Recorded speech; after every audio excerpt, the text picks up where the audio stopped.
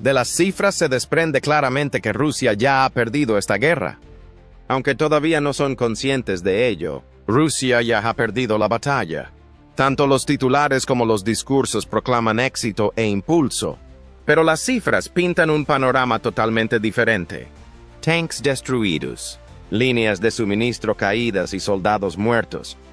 La información es dura y aumenta rápidamente. Así que haga caso omiso de lo que afirma el Kremlin. Así es como se ve realmente el conflicto en Ucrania.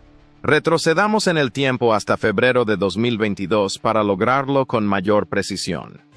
En casi todos los parámetros militares, las fuerzas rusas fueron ampliamente superadas en número cuando lanzaron su invasión a gran escala de Ucrania en febrero de 2018. Había casi 900 soldados activos en la maquinaria de guerra de Rusia. Esto era casi 5 veces los aproximadamente 196 soldados ucranianos activos. Al comparar la enorme fuerza de reserva de Rusia, de más de 2 millones de soldados, con los 900 de Ucrania, esta ventaja se hizo aún mayor. La diferencia en el equipamiento militar fue mucho más notable. En contraste con los aproximadamente 990 tanques de batalla principales de Ucrania, las fuerzas blindadas de Rusia tenían alrededor de 400 tanques en servicio activo al comienzo de la guerra, además de una cantidad considerable almacenada. Se pensaba que de ellos solo entre 800 y 900 tanques ucranianos eran completamente funcionales. Cada categoría de equipo clave mostró el mismo patrón. Ucrania tenía 12 vehículos blindados de combate, mientras que Rusia tenía 30. 14 serían sistemas de artillería frente a los 3 de Ucrania. Y hay 500 lanzadores de misiles en lugar de los escasos 600 de Ucrania. Además, Rusia normalmente poseía una ventaja tecnológica sustancial en su equipo militar. La mayor parte de lo que Ucrania tenía al comienzo del conflicto procedía de los años 90 y fue heredado de la Unión Soviética.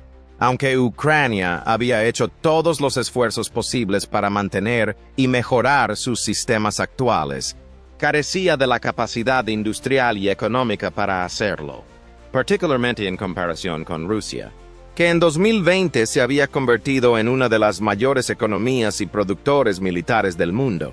El estado de los principales tanques de combate de Ucrania sirvió de ejemplo. La nación heredó una flota de tanques T-64, que ya estaban siendo reemplazados por T-80 en 1976, lo que quizás los volvió obsoletos incluso cuando la Unión Soviética se estaba desintegrando. Mientras Rusia desplegó T-80 y T-90, Ucrania actualizó sus tanques a la variante T-64 Bulat. Aunque el Bulat tiene sistemas de control de fuego mejorados, un cañón de ánima lisa de 125 mm que puede disparar misiles guiados y una armadura reactiva explosiva. Contact 5, o IRA, todavía utiliza principalmente la anticuada base T-64. Aunque su movilidad y protección cumplen con los estándares regionales, la relación potencia-peso y la comodidad de la tripulación del tanque son limitadas, particularmente en comparación con modelos más recientes. Un compromiso realista para un país con un pequeño presupuesto de defensa antes de la guerra, la actualización del Bulat solo tenía como objetivo extender la vida útil del actual arsenal de tanques de Ucrania sin gastar dinero en plataformas completamente nuevas. La serie rusa T-90, en particular el T-90A y el T-90M. Por otro lado, es un diseño de tanque más moderno que se basa en el conocimiento de modelos anteriores como el T-72 y el T-80. Los sistemas avanzados de control de incendios, imágenes térmicas y mejores opciones de protección activa como Shatora 1 o Relict Era en el nuevo T-90M son todos aspectos del T-90. Un motor más potente potencia su movilidad, mientras que el diseño del tanque logra un mejor equilibrio entre potencia de fuego, protección y supervivencia de la tripulación. El T-90M tiene más éxito en escenarios de guerra en red contemporáneos debido a su conjunto de sensores y tecnologías digitales, que le proporcionan una ventaja considerable sobre el Bullet en la adquisición de objetivos y el enfrentamiento a distancias ampliadas. Los tanques son un espectáculo algo menos intimidante en los campos de batalla debido a otras cuestiones, de las que hablaremos más adelante, pero son cruciales para ilustrar el alcance de la supuesta superioridad de Rusia. La disparidad tal vez fue más notable en el cielo sobre Ucrania, con más de 500 aviones de combate y 500 helicópteros de ataque cuando se unió a la guerra.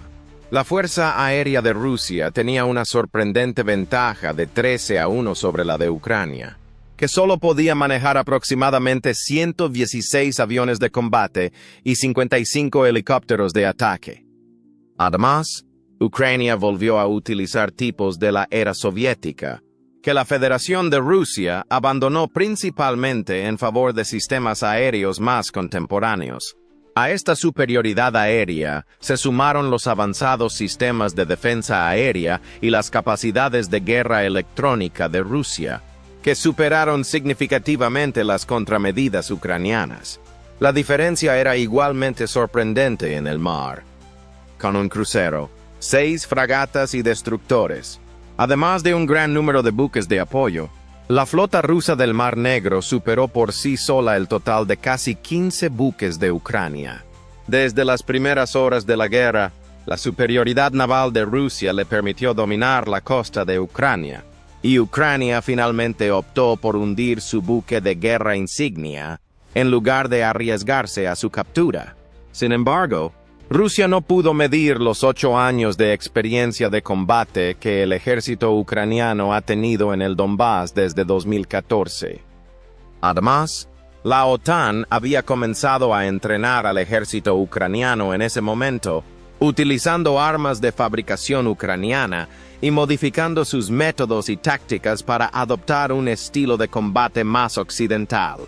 Las obstinadas realidades de la guerra contemporánea y la inquebrantable defensa de su soberanía por parte de Ucrania pronto pondrían a prueba las enormes ventajas numéricas de Rusia, 4-5-1 en personas, 3-1 en aviones y ventajas decisivas en cada categoría de equipo. Se puede argumentar que Rusia perdió la guerra casi inmediatamente, en los primeros 3 días. Como se dijo anteriormente, la invasión rusa no estaba destinada a durar 3 años y contando, sino más bien unas pocas semanas. El plan del presidente ruso Vladimir Putin era enviar unas cuantas tropas especiales altamente cualificadas directamente al aeropuerto de Kiev, apoderarse de él y luego utilizarlo como base desde la cual lanzar una invasión de la capital. Putin creía que las fuerzas encontrarían poca o ninguna oposición y después de eso se apoderarían del liderazgo actual, incluido el presidente ucraniano Volodymyr Zelensky. Las tropas entonces entrarían directamente en la administración. La estrategia estuvo condenada al fracaso desde el principio. Ucrania tiene mucho tiempo para prepararse para este tipo de situación después de que la administración del expresidente Joe Biden advirtiera que Rusia estaba lanzando una invasión. En última instancia, fue esencialmente el método de Rusia para intentar aplastar la resistencia e imponer regímenes títeres hasta el punto de que se empleó 3 veces. 2 veces durante la era de la Unión Soviética y, más significativamente, en 2014 en Crimea. Las tropas rusas se retrasaron cuando Ucrania bombardeó su principal aeropuerto. Aunque el ejército ucraniano perdió el aeropuerto más tarde, en la tarde del primer día del ataque. Esto les dio tiempo suficiente para reorganizarse. Sin embargo, el daño ya estaba hecho. Los aviones que debían llegar ya que se retiraron los refuerzos. Rusia no pudo lanzar su ataque decapitante y las tropas terrestres de Ucrania provocaron un retraso considerable en la infantería motorizada que comenzó en Bielorrusia. Después de eso, Rusia siguió perdiendo machos a un ritmo cada vez mayor. En agosto de 2022, la inteligencia estadounidense calculó que Rusia había perdido más de 80 ceros y hombres en los primeros 6 meses, entre muertos y heridos. El Kremlin se vio obligado a lanzar movilizaciones parciales, en su mayoría dirigidas a reservistas y a aquellos con experiencia militar previa, como resultado de estas primeras bajas, que fueron causadas por errores de juicio y una fuerte oposición ucraniana. Sin embargo, hubo una importante oposición popular a estas iniciativas, lo que resultó en un éxodo perceptible de hombres en edad militar que querían evitar ser reclutados. Debido a esto, el servicio militar obligatorio sufrió una nueva modificación, concentrándose en reclutar prisioneros e incluso empleando ejércitos privados como mercenarios. Esto todavía era insuficiente porque el número había aumentado significativamente en febrero de 2023. Según documentos de inteligencia estadounidenses filtrados, se estimó que las bajas totales de Rusia estaban entre 189, 500 y 293,000, con entre 35, 543, 100 soldados probablemente muertos en batalla. Más de 100 personas murieron, incluso según las estimaciones más conservadoras. Esto superaría fácilmente los 9 años de guerra soviético-afgana, que se cobró solo 15,000 vidas, y convertiría el primer año de la guerra en Ucrania en la batalla más mortífera en la que Rusia había participado desde la Segunda Guerra Mundial. Rusia utilizó cada vez más salarios altos y contratos acelerados para reclutar gente a medida que su ejército profesional disminuía. Existen dudas importantes sobre la efectividad y la capacidad de supervivencia de estos reclutas porque muchos de ellos tenían poca o ninguna experiencia militar y fueron enviados al frente con poco o ningún entrenamiento. Otro momento crucial ocurrió entre febrero y agosto de 2023, cuando Ucrania aumentó el uso de la guerra con drones. En ese momento, las fuerzas estadounidenses informaron que las bajas rusas habían alcanzado los 120, 100 muertos y hasta 180 heridos, para una pérdida total de 300. Se estima que entre el 60 y el 70% de los sistemas rusos destruidos fueron causados por drones ucranianos, lo que demostró su eficacia destructiva. Las tradicionales ofensivas rusas a gran escala se estaban volviendo cada vez más insostenibles debido a la precisión y asequibilidad de estos drones. El número de víctimas se disparó a principios de 2024. Se cree que habían muerto hasta 211,000 soldados rusos, lo que eleva el total de víctimas del país a cerca de 500,000. Según la fuente de noticias independiente Medusa, que analizó datos del registro testamentario ruso y confirmó muertes de soldados, 100 soldados rusos habían muerto desde que comenzó la invasión, con una estimación estadística que oscilaba ampliamente entre 66, 100 muertos para finales de 2023. Según el registro, estas pérdidas se verificaron objetivamente, y Medusa reconoció que Rusia probablemente había perdido muchas más personas de las registradas oficialmente.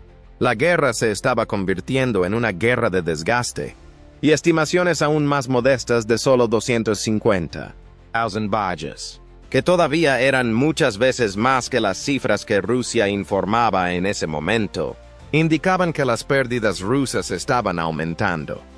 Durante este tiempo, Rusia también aumentó el reclutamiento en áreas subdesarrolladas y utilizó una estrategia conocida como de autonomía, que implica ofrecer grandes beneficios por muerte como incentivos.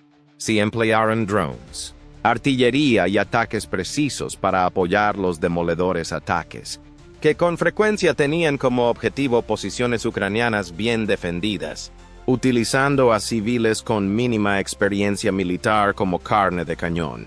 Si bien un avance más efectivo provocaría una tasa de mortalidad de solo el 30-40%, en algunos casos, batallones rusos enteros fueron completamente borrados del mapa. Se dice que hasta el 80% de las pérdidas rusas en el frente fueron causadas por la guerra con aviones no tripulados ucranianos, que se había vuelto aún más frecuente en agosto de 2024. Además, la invasión ucraniana de Kursk comenzó en agosto de 2024. tras la flagrantemente infructuosa ofensiva de verano de Rusia, que se cobró más de 200 soldados cada día. Rusia se vio obligada a dividir sus fuerzas para invadir el Donbass y lanzar una contraofensiva en Kursk, lo que solo empeoró las pérdidas. Como parte del acuerdo defensivo ruso-coreano, Corea del Norte intervino a mediados de octubre y envió 11 hombres a Kursk. Sin embargo, a raíz de los drones ucranianos y las tácticas de mayor alcance, estas fuerzas aparentemente de élite demostraron ser increíblemente ineficaces. Aumentaron las expectativas de que Putin retiraría a las fuerzas norcoreanas, después de haber sido golpeadas durante casi 3 meses y haber sufrido al menos 3,000 bajas. Pero en lugar de eso se desplegaron 3,000 más. Se predijo que las pérdidas militares totales de Rusia en marzo de 2025 superarían las 910,000, según Skopravda de Ucrania, un sitio de noticias que se centra casi exclusivamente en la cobertura del conflicto. Putin ordenó el reclutamiento de 160 soldados adicionales, ya que los soldados contratados se estaban agotando, y las unidades profesionales estaban siendo destruidas. La mayoría de los observadores vieron este reclutamiento como una respuesta descarada al actual desgaste en el campo de batalla, a pesar de la insistencia del Kremlin en que era normal y no tenía relación con el conflicto. Lo que se anticipaba sería una rápida victoria rusa se ha convertido en cambio en una batalla de desgaste, con un severo costo para las tropas y la moral rusas como resultado de la ventaja táctica de Ucrania a través de drones y armas occidentales y el reclutamiento cada vez más desesperado de Rusia. Sin embargo, ¿qué pasa con el mencionado equipamiento militar ruso? Los drones se consideraban el gran igualador en la guerra contemporánea. Como se indicó anteriormente, los cielos cerca de la línea del frente estaban casi en llamas con la actividad de los drones, mientras Rusia y Ucrania establecían nuevos batallones dedicados exclusivamente a las operaciones con drones.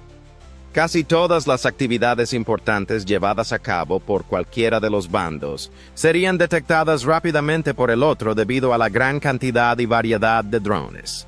Luego, utilizando su mayor movilidad tanto sobre infantería como sobre formaciones mecanizadas, los drones podrían penetrar más en territorio enemigo y lanzar ataques precisos para detener cualquier avance antes de que pudiera comenzar. Como resultado, Rusia actuó rápidamente para trasladar incluso sus tanques más antiguos, como los T-64, del almacenamiento a la línea del frente. Probablemente solo se modificaron ligeramente para ponerlos en servicio, en contraste con los modernizados Bulat T-64 del lado ucraniano. Estos tanques probablemente eran solo objetivos alternativos en lugar de participantes activos en el conflicto. Y si eran derrotados, un tanque más sofisticado, como el T-90, podría ganar una batalla en cualquier parte del frente. Sin embargo, los drones superaron incluso a los tanques más sofisticados de Rusia. Rusia solo posee alrededor de una docena del T-14 Armata, el supuesto tanque de combate principal de próxima generación, que hizo su estreno a mediados de 2024 antes de ser discretamente retirado del servicio unas semanas después. Cuando Ucrania desplegó drones kamikazes con vista en primera persona, que podían fabricarse por tan solo $300 y tenían la capacidad de matar tanques. La economía y la logística de usar tanques cuya fabricación y mantenimiento podían costar millones no tenía sentido. Como resultado, el equipo militar se pierde en cantidades alarmantes. A finales de marzo de 2025, Rusia había perdido más de 25 sistemas de artillería, tanto remolcados como autopropulsados, más de 300 lanzacohetes múltiples, KC-22, 100 vehículos blindados y 500 tanques de combate principales. Fracasos similares se han producido en la guerra rusa en el cielo. Aunque 2024 fue visto como el mejor año para que Rusia ganara territorio en el Donbass, También estuvo marcado por importantes pérdidas de soldados y un aumento dramático en el uso de drones militares para misiones tanto de corto alcance como de largo alcance. Rusia disparará una variedad de drones de largo alcance contra Ucrania, incluidos vehículos aéreos no tripulados como el Shahid 136 de Irán, y la frecuencia e intensidad de los ataques crecerán en 2025. En los últimos 3 años, Rusia ha perdido más de 35,000 vehículos aéreos no tripulados. Esta estimación está respaldada por informes sobre Shahid y otros ataques con drones. Rusia solo lanzó 45 Shahids en febrero de 2023. En febrero de 2024, ese número aumentó a 367. Sin embargo, Rusia lanzó la enorme cantidad de 902 drones en Ucrania en febrero de 2025. Dado que Rusia supuestamente aumentó su capacidad de producción a 1,4 millones de drones en 2024, el número de otros drones probablemente sea un múltiplo considerable de esa cifra. Resultó que ninguno de estos drones podía ejercer suficiente presión sobre Ucrania. Con el apoyo de prototipos y nuevas tecnologías de países clave de la OTAN, incluidos el Reino Unido, Dinamarca, Suecia y Finlandia, Ucrania continúa logrando avances sustanciales en su propia tecnología militar, incluso frente a algunos de los mayores ataques con drones. Estas naciones desarrollaron mejoras en los morteros o vehículos de apoyo a la infantería que los harían más adaptables o efectivos contra los propios drones, o modificaron el equipo existente para adaptarse mejor al nuevo modelo de batalla de emplear artillería y drones de largo alcance. Sin embargo, hay algunas otras facetas de las pérdidas rusas que van más allá de lo militar y realmente resaltan el daño que este conflicto ha causado a Rusia. Rusia ha experimentado uno de los mayores aumentos migratorios de su historia, reciente con el inicio de la invasión a gran escala de Ucrania en febrero de 2022. Cientos de miles de personas han abandonado el país, entre ellos estudiantes, jóvenes profesionales, expertos en TI, ingenieros y propietarios de empresas. Se estima que para 2024, 1 millón de personas habrán abandonado Rusia, con picos especialmente significativos después de los 2 importantes anuncios de movilización. Además de evitar el servicio militar obligatorio, muchos partieron para evitar el creciente autoritarismo, el aislamiento global y la inestabilidad económica provocados por el conflicto. Rusia ha perdido a muchos de sus ciudadanos más inteligentes y económicamente comprometidos como resultado de esta fuga.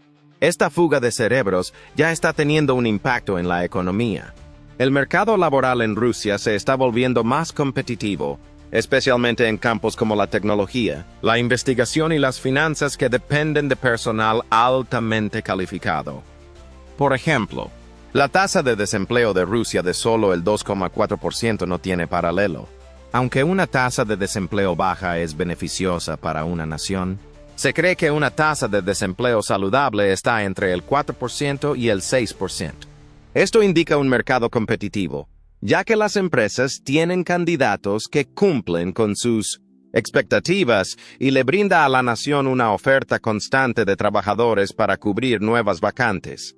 También suele contar a aquellos que actualmente se encuentran sin empleo. Sin embargo, las empresas se vieron incapaces de cumplir con sus requisitos de empleo debido a la baja tasa de desempleo récord. Además, un gran número de inmigrantes trabajaban en la industria digital en rápida expansión de Rusia, que es difícil de reabastecer rápidamente dadas las sanciones internacionales y el acceso limitado a las tecnologías occidentales. La pérdida de empleados importantes ha obstaculizado gravemente la innovación y disminuido la productividad en las pequeñas y medianas empresas. El impacto es aún más pronunciado en términos demográficos. Antes del conflicto, Rusia ya luchaba contra una población anciana y cada vez más reducida. Como la mayor parte de Europa, la nación tenía una tasa de fertilidad baja de solo 1,8 nacimientos por mujer. pero se necesitan 2,1 nacimientos por mujer para aumentar la población sin inmigración. La inestabilidad económica de la nación en los 10 años posteriores a la caída de la Unión Soviética, que provocó que la tasa de fertilidad cayera a solo 1,2 a principios del nuevo siglo, exacerbó aún más esta situación, dado que la nación perdió recientemente más de 100 soldados y tal vez más, y que más de 1 millón de ciudadanos partieron. El conflicto no ha hecho más que empeorar la situación. El dilema que amenaza el crecimiento económico a largo plazo y la viabilidad de programas financiados por el Estado, como la atención sanitaria y las pensiones, se ve exacerbado por la pérdida de hombres y mujeres jóvenes en edad de trabajar. Dada la duración del conflicto y la continua degradación de las libertades humanas en Rusia, es poco probable que muchos de los que se marcharon regresen pronto. Para mantener una población desproporcionadamente mayor y menos productiva económicamente, el Estado ahora enfrenta una base de ingresos decreciente y una demanda creciente de servicios públicos. Este declive demográfico se ve agravado por las enormes pérdidas militares de Rusia. Un porcentaje significativo de la fuerza laboral del país ha sido desplazada directamente por la guerra, con cientos de miles de soldados muertos o heridos. La pérdida de hombres físicamente aptos ha ampliado las brechas sociales y económicas en las zonas rurales y económicamente subdesarrolladas, de donde procedían muchos de los reclutas. En muchas zonas, las familias han perdido a futuras generaciones de trabajadores, además de a su sostén de familia. Las comunidades quedarán con un peso psicológico y financiero duradero, especialmente en áreas donde la población masculina se ha reducido gravemente. Además, tanto los muertos como los heridos se incluyen en el recuento de 910. La economía rusa se ve directamente afectada por ambos tipos de pérdidas. Rusia debe compensar cada vez más a los familiares de los muertos como resultado de mayores incentivos para los reclutas.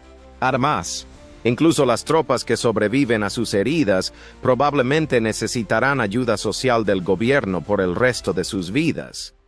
El capital humano y la capacidad de producción de Rusia se han visto gravemente debilitados como resultado tanto de la emigración masiva como de las muertes militares. A largo plazo, esta doble pérdida podría impedir la innovación, reducir significativamente la capacidad del país para competir internacionalmente y provocar estancamiento o declive en industrias importantes. El problema fundamental persiste, a pesar de los esfuerzos del gobierno para abordar la escasez de trabajadores mediante una mayor automatización o reclutamiento. Las mismas personas que Rusia necesita para modernizar y desarrollar su economía están abandonando el país. Cuando se tienen en cuenta los cambios en el gasto en tiempos de guerra y la necesidad de Rusia de reestructurar esencialmente por completo sus patrones comerciales, el impacto en la economía rusa es considerablemente más severo. Las sanciones occidentales, que comenzaron inmediatamente después de la invasión de 2022, restringieron gravemente la capacidad de Rusia para comerciar con sus aliados tradicionales en América del Norte y Europa. Cerraron su acceso a tecnologías modernas y aislaron a Rusia de importantes instituciones bancarias internacionales. Rusia respondió cambiando su enfoque hacia naciones como China, India y Irán, impulsando las exportaciones de energía a estos países. Sin embargo, los ingresos potenciales del petróleo y el gas, dos de las fuentes de ingresos más importantes de Rusia, se redujeron porque estos otros mercados frecuentemente negociaban importantes descuentos. Aunque es posible que la economía rusa se haya recuperado y siga creciendo un 3,6% en 2023, esto es increíblemente engañoso en comparación con la situación real. Esto es el resultado del creciente gasto militar del país. Parece que el ejército y otras iniciativas encubiertas representarán más del 40% del presupuesto anual de Rusia en 2025. En última instancia, Rusia probablemente gastaría el 6,3% de su PIB en defensa, un nivel que no se ha visto en la nación desde el apogeo de la Guerra Fría. Estados Unidos, por otro lado, apenas invirtió el 3,36% de su PIB en su ejército en 2023. Debido al aumento de los gastos de guerra, la economía de Rusia se sustenta esencialmente en su ineficiente y mayoritariamente ilegal comercio de petróleo y gas, y una cantidad significativa de ese dinero se destina a financiar el esfuerzo bélico.